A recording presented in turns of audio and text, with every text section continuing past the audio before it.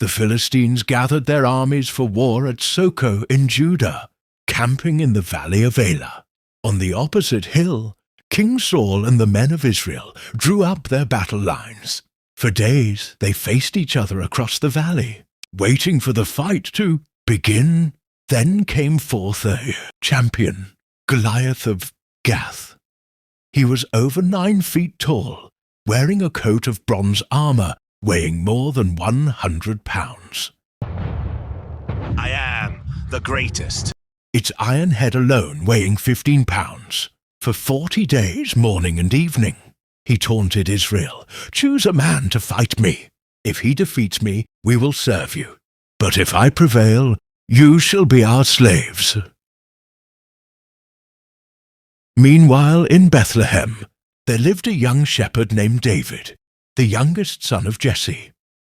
While his 3 elder brothers fought in Saul's army, David tended his father's sheep. Jesse sent him with bread and cheese to his brothers at the battlefield. David arrived just as the armies were raising their battle cries. As he spoke with his brothers, Goliath came forward again, mocking Israel. The men fled in fear, saying, "The king will reward the man who kills him with great riches, his daughter's hand in marriage, and freedom from taxes." David asked, "What will be done for the man who kills this Philistine?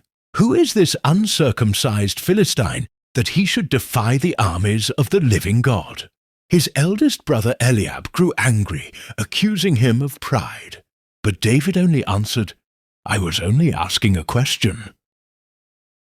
And David was brought before him. David said, "Let no one lose heart because of this Philistine. Your servant will fight him."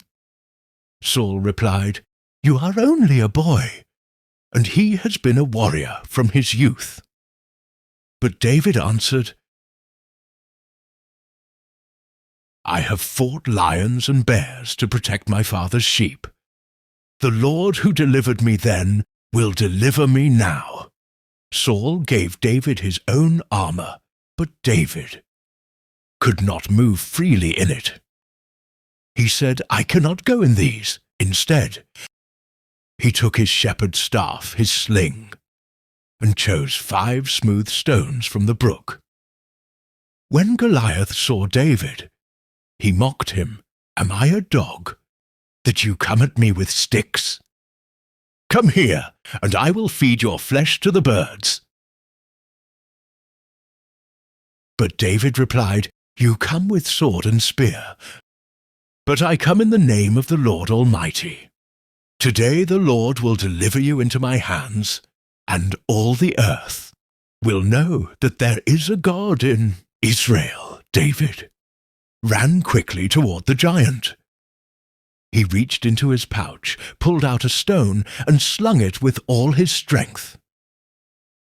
The stone struck Goliath on the forehead, sinking deep. The mighty warrior stumbled and crashed face first to the ground. The earth shook as the giant fell, with no sword of his own. David stood over Goliath, drew the giant's own blade, and cut off his head. When the Philistines saw their champion was dead, terror filled their hearts, and they ran for their lives. The men of Israel shouted in triumph and chased them, defeating them all the way to the gates of Ekron. David carried Goliath's head and was brought before King Saul. Abner led him into the royal tent. Saul looked at him and asked, "Whose son are you, young man?" David bowed and replied, "I am the son of your servant Jesse of Bethlehem." The story of David and Goliath is more than history. It is a lesson for all time.